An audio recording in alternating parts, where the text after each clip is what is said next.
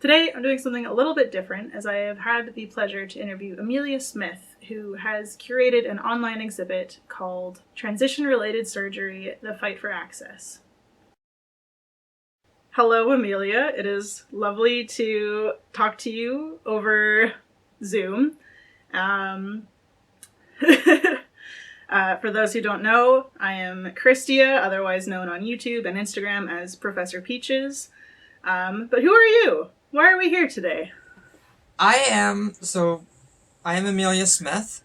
I just recently came out with an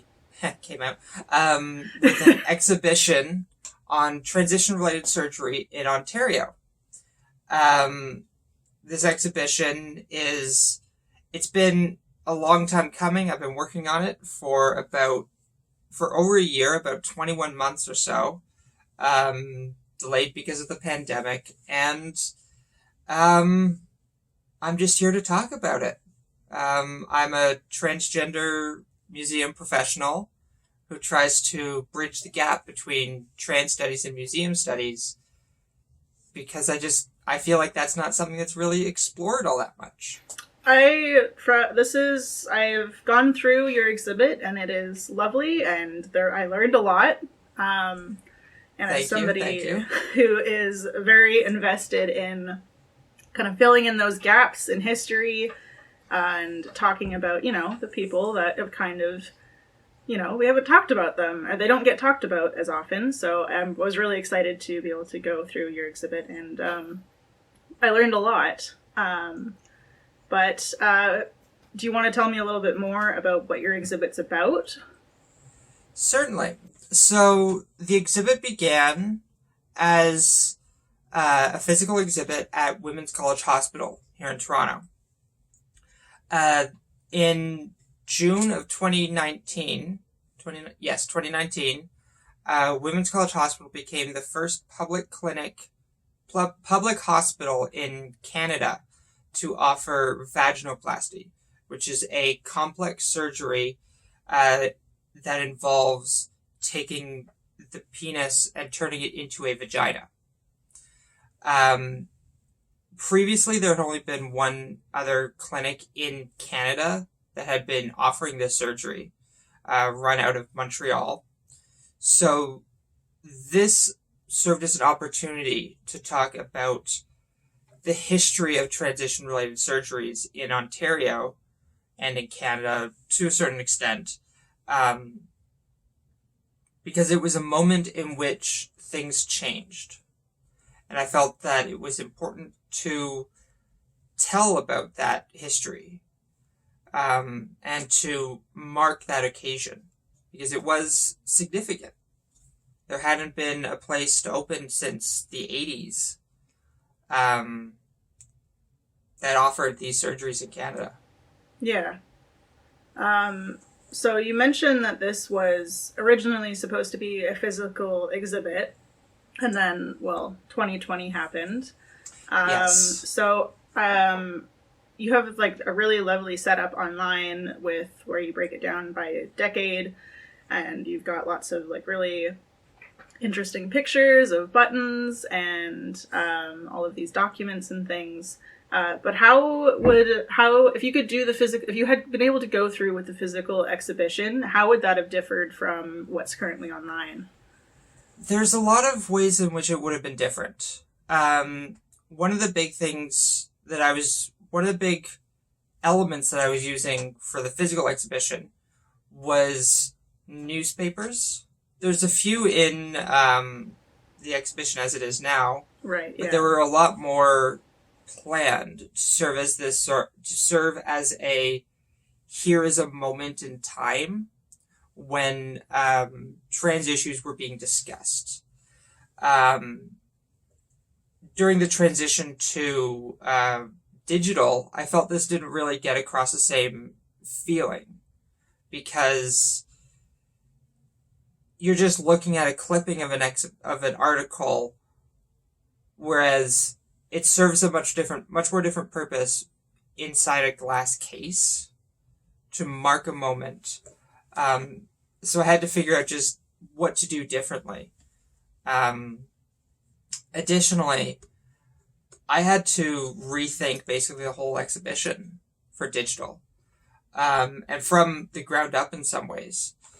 It's one of the things that I was taught in my classes, my Master's in Museum Studies courses, was word limits on texts, because people aren't going to stand around and read thousands of words. Nobody wants to read a novel at a museum. Yeah. Exactly. So I had originally planned everything to fit into like 50-word chunks, approximately. But when it went digital, I tried to think on what that meant as a medium. How does a digital exhibition exist differently than a physical one? Because I knew I didn't just want to recreate the physical exhibition online. I felt that would be doing a disservice to the medium. Mm-hmm. Yeah, it's a completely different way of looking at things, because you don't have that physicality, that presence in person, as you mentioned. Yeah, and when you're reading it, it's going to be an entirely different experience. You're not standing up looking through a piece of glass to read 50 words. You can sit down, you can go at your own pace. But at the same time, I felt like there hadn't been much written on how to do that. What are the expectations of a digital exhibition versus a physical one? Mm-hmm. So in a lot of ways, I was kind of going in blind and just guessing.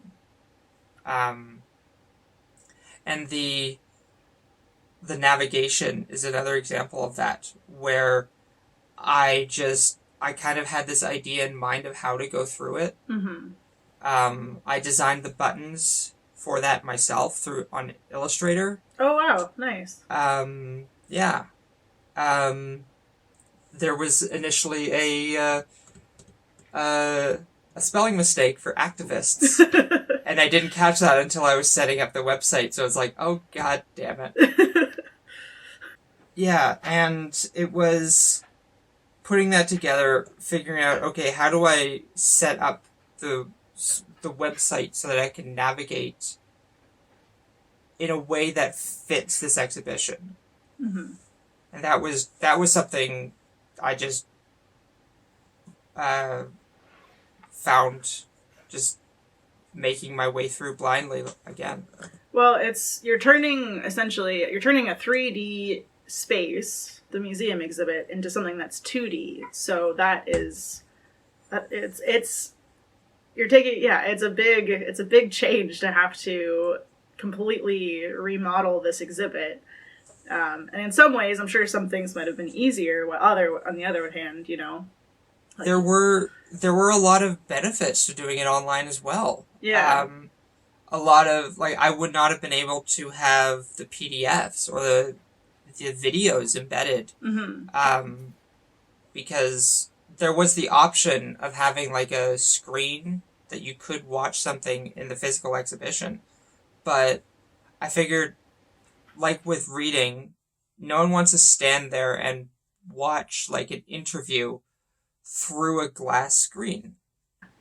And I mean, this way also, like, people can spend as much or as little time, because you're like, here is all of these interviews, and like some of them were quite long, so you could, like, if people were really, really interested in that, they could go and watch all of them. Or if you were like me and just kind of wanted to see what was happening, and you could just kind of pick like one or two.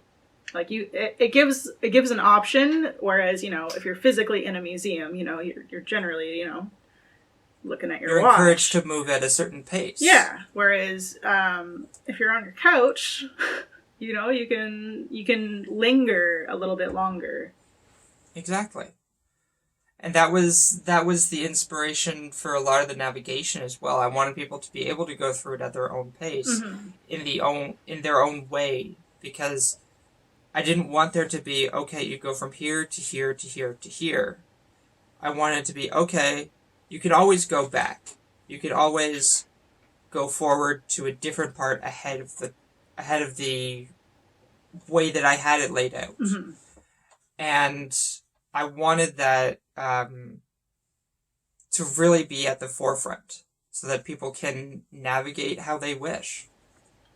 It was interesting because generally in a museum, when I go and visit an exhibit, like, I am just all over the place. I am, like, I get overwhelmed and excited, and I just kind of dart everywhere and I don't follow generally where I'm, like, supposed to, because I'm just so overwhelmed, and I'm like, oh, so many lights.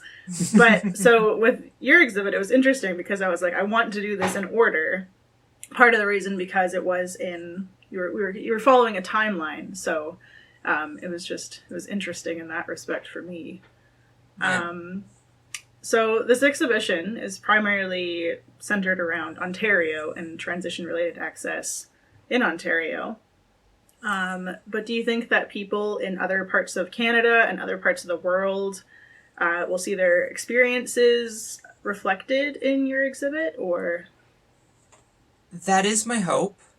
One of the things that I discovered while doing some last-minute research on the delisting when the Ontario provincial government removed funding for transition-related surgeries was that the Clarke Institute, which was the only place you could go to get surgery funded from the province, it was also being the only clinic available for other provinces as well. Oh. For Manitoba and Saskatchewan, you had to go to Toronto in order to get their funding from their provincial governments as well. So I think that there's a similarity there between Ontario's history, not so much with the delisting, I don't think, but with the institutions, with the process, and with the changes that occurred in the 2010s. In the 2010s, Ontario became the first province in Canada to not require surgery in order to change your gender on your birth certificate. Which is a huge step. Like, it's a huge step. It's a lot.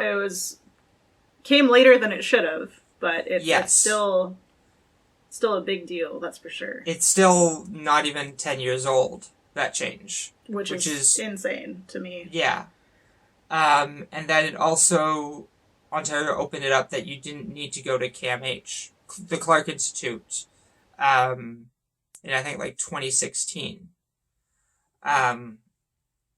which really did change the landscape. It made it possible that any clinic, any doctor could recommend you for surgery, and it reduced the wait time significantly.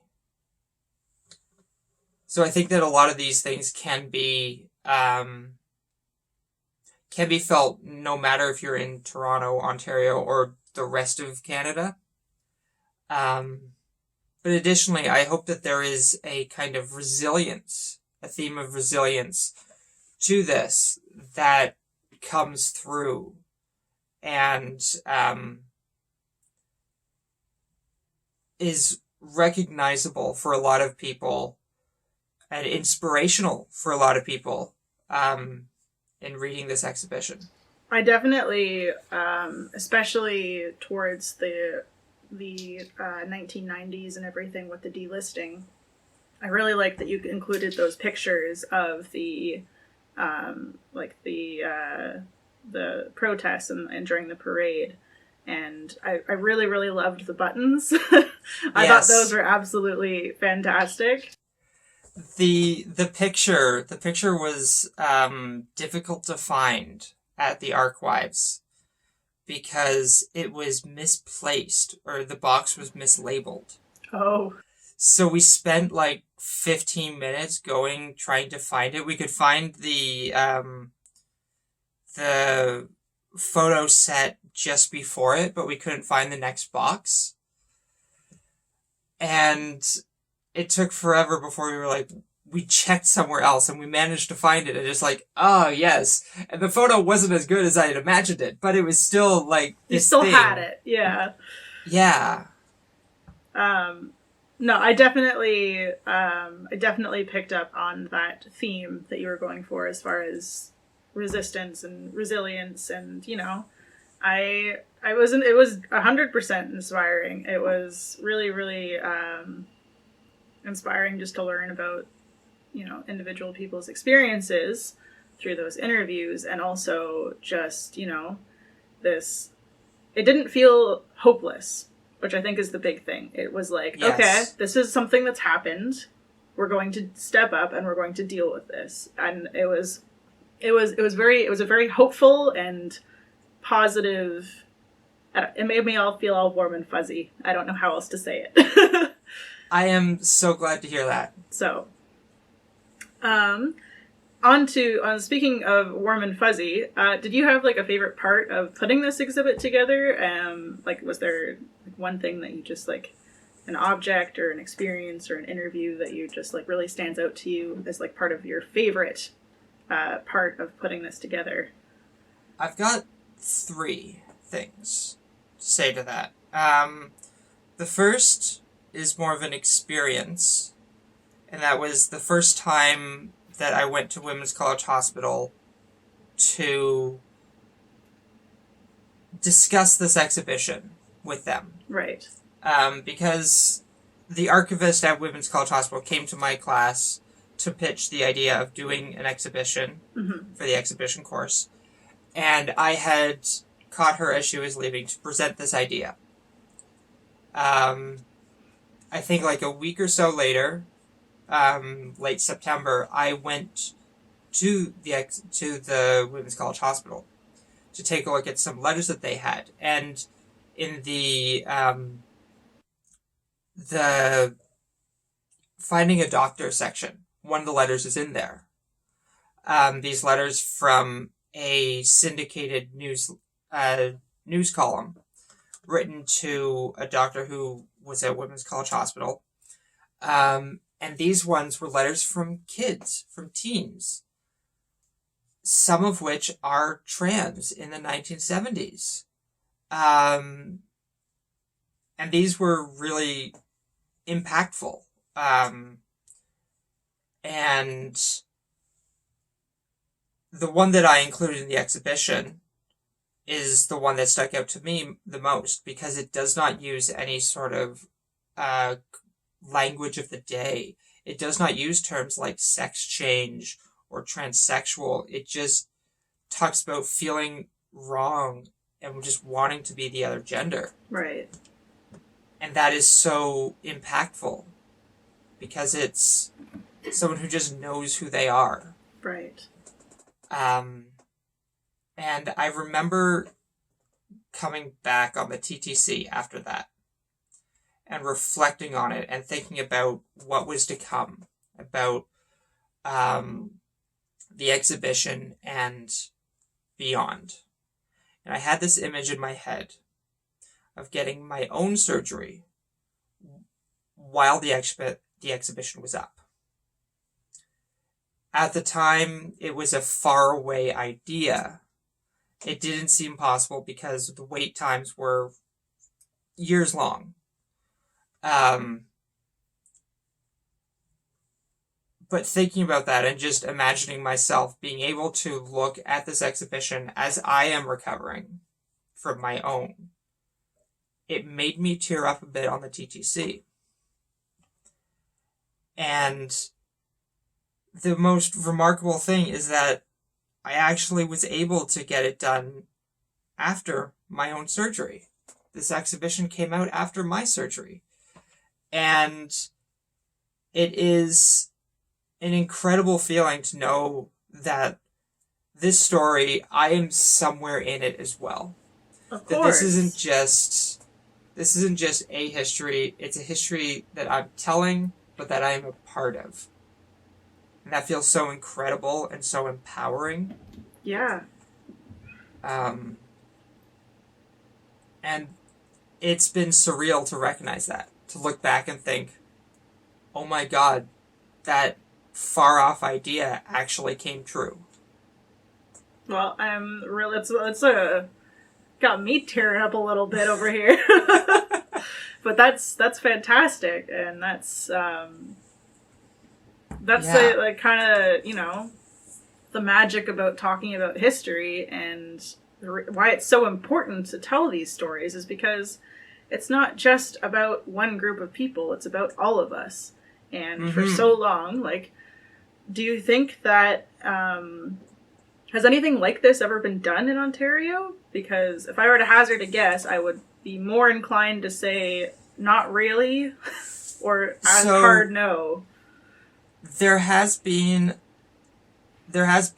an exhibition of sorts put on by the ArQuives. Right. And to be clear, when I say ArQuives, that's archives but spelled with a Q, formerly the Canadian Lesbian and Gay Archives. They've put on an exhibition online on transition-related surgery in Ontario. But if I'm being honest, I'm not a huge fan of how they do their exhibitions online. If it reads more like an essay with some supplementary images that you can see. It's less of an exhibit and more of a blog post. Kind of. So I think that this is a very rare thing of that takes into consideration what it means to be trans from the very beginning. I think that a lot of exhibitions that talk about trans issues don't really do that. I think a lot of them are presented as aimed at cisgender audiences and seek to explain for the umpteenth time, what does it mean to be trans? So when a trans person goes and looks at it, they find their voice to be lacking. And so that's something that I really wanted to explore with this exhibition, to be able to put trans voices at the forefront and to give an opportunity for trans people to see themselves and to take something away from the exhibition rather than just seeing another thing with drag queens being basically the only representation. Right. Here's the encyclopedia description of what being transgender means. Mm-hmm. Exactly. It gets boring. Yes. Because trans lives have so often been defined by others, by cisgender professionals, or just individuals looking in rather than being part of the group themselves. So with this exhibition, I really wanted to give an opportunity for it to feel like trans people are part of this, are being told their story rather than their story being told to cisgender people. Right. It's a first-hand, it's, well, obviously, you're a trans woman who is curating this, so that voice is there, that perspective, and just your experience on, is the TTRC a train line? I'm not from Toronto, so... TTC, yes. TTC, sorry. So your experience on the TTC on the way home after that, like I couldn't have that experience. And that's why it's so important to have other people's voices, especially if you're doing an exhibit on this sort of thing. And that's something that is so frustrating and lacking with Canadian museums in particular. Like, we could talk about England and the US, but we would be here forever. But yes, Canada specifically, we need to... I'm happy that there is this push to have these voices involved. Mm-hmm. And, like, there was an exhibition that really inspired this in, like, that mentality that came to my university in my first year. That I did not like it because I felt like it was lacking a trans voice. Mm-hmm. It was an exhibition on trans pornography, which is it's a fantastic topic to use because there's so many aspects of trans life that is influenced by trans pornography. Right. But it didn't do any of that. It didn't talk about the people who were there, it just almost presented these objects, VHSs of Buck Angel, and said, this is a thing. Interpret it how you will. Basically. Like, there was very little interpretation. It lacked any sense of a big idea. And I kept going back to it and just thinking, I could do better. There was so much, that I could do better. That, I mean, I almost reached out to because it was advertising a symposium, right, on trans topics, and I almost reached out to them to say, "Hi, let me do this next year because I can do it better." I mean, you should have, you know. Well, it didn't end up happening because then COVID hit. Oh, right, yeah, you know, that big thing that happened. One of my final questions for you, I guess, and we've kind of already touched on this in a couple different ways, but this topic, transition-related surgery, and the fight for access for people, it's a combination of happy and kind of sad, because on one hand, you know, I talked about this, how it seemed like a very hopeful exhibition earlier, but it's also kind of rooted in the fact that, you know, trans people have not had they haven't had this access for so long. And just honestly reading, I think it was from the Clarke Institute, one of the documents, and it was a rejection letter for somebody to have surgery. Yes.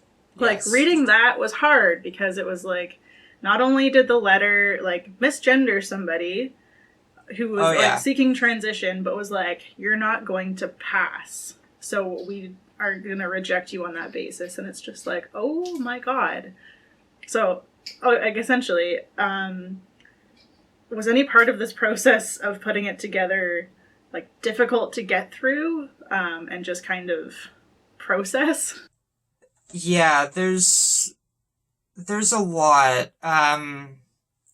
It's always hard to navigate, because so much of this stuff is coming from a group that just outright denies your existence, or that is antagonistic on every level.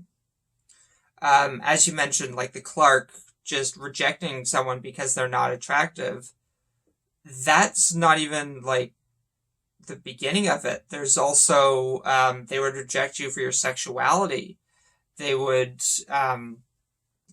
incredibly distrustful of any trans people who would come, because they knew trans people would just tell them what they wanted to hear. Yeah. Because that's what they had to do if they wanted to be legally recognized. So. Yeah, because you had to go through this archaic system that required, I think it required like a year of life, what was called real life experience, living as your true gender before you could get on hormones, which is atrocious. It can be very hard for a lot of people, and it's not available for many. So these sorts of rules, these sorts of things from the Clarke, it can be hard to navigate, and just knowing the limits. For myself, I know that I can at least disassociate some of these things. I can recognize it as research, and that it's like a thing of the past. But there's other things, like in searching for the delisting part. The Toronto Sun was the first newspaper to announce that surgery was going to be delisted. And the Toronto Sun is a right-wing... They're awful. And in trying to find objects that I could use to tell that, I did try going through the Sun's website. But, like, you can only take so much searching sex change on the Toronto Sun's website before you say, I'm going to do something else. Because no matter what you find, it's not going to be good. But yeah, it's hard to go through it sometimes. But for me, I've just tried to focus on the positives that this is in the past and framing it in a way that can be positive for the future. I think the difficult thing that unfortunately is kind of the cross for these people who have these voices that have not been heard, that they kind of have to bear, is that they, in a way, they don't have to necessarily relive it, but they have to do that uncomfortable research that's like, you know, it's uncomfortable for me to hear about it, but to like compare my discomfort to what you would feel, it was like negligible. It's apples and oranges. So that's kind of one of the awful crosses that, you know, people have to bear, especially in the wake of the recent, you know, residential school discovery. It's something that, you know, the general public of Indigenous peoples have to bear. But then if we want to include those voices and have them be involved, everyone who's involved in having to, you know, help create interpretation and talk about this also has to deal with the fact that that's what they have to talk about every day. Mm-hmm. So I guess just look after yourself, I guess, is the thing. And yeah, I hope that I try to make that part of my discourse, mm-hmm. in that museums don't know how to talk about trans people. I have found this in even recent museum publications that have essentially misgendered me in things that came out last year. And so it's a reminder that my voice is needed. My voice is necessary, and it will actually go somewhere. It will actually make some sort of difference, because it's needed. And as exhausting as that can be, to have to read through this and just see a complete misunderstanding of what it means to be trans, or not fully grasping things, I continue to do my work almost out of spite because of that. I mean, why not? Exactly.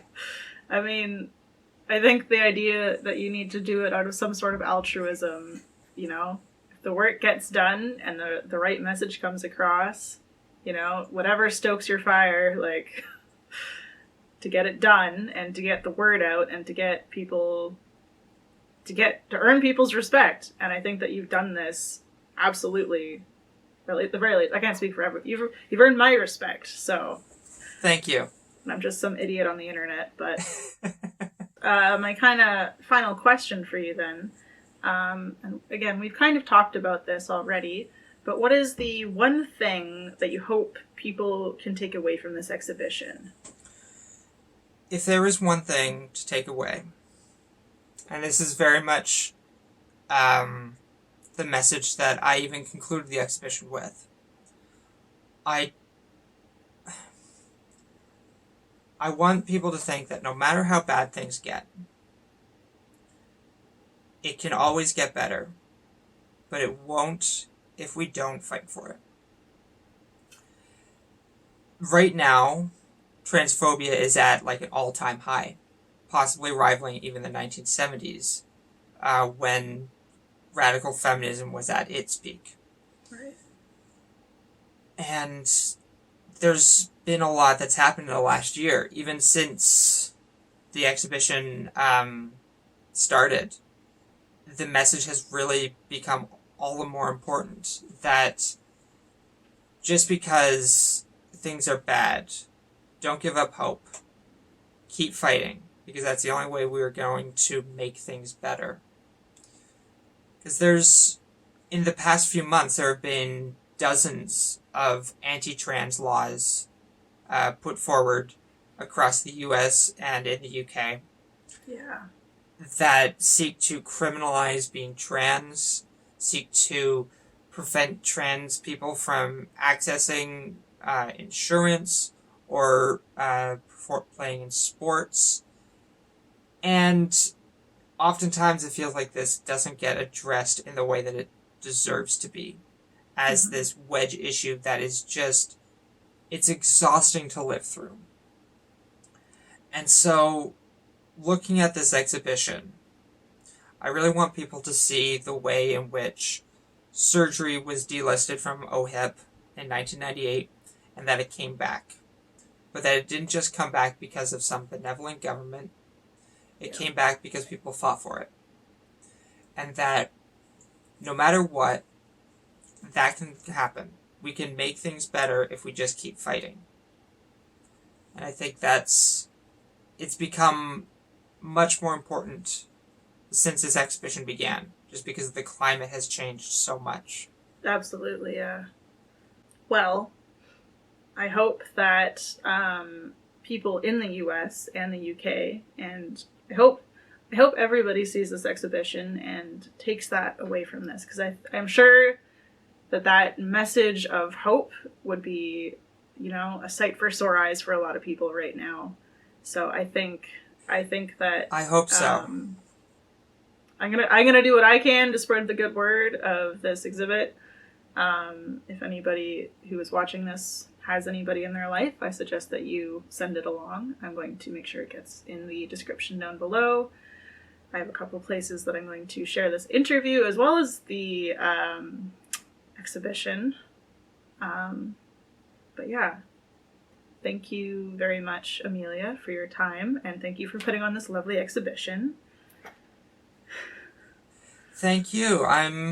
I was happy to be here, happy to put it on. It still feels surreal to finally have it out there after what feels like ages of working on it. Well, you started this like 2 years ago and probably had an idea about it even further back, so... Yeah, there have been, there are parts of it that were planned and, that the way that they've evolved has been fascinating and has meant so much to me to see them come out and to be able to actually put this together has been an incredible experience. I could only imagine, but you did good. You did good. Thank you.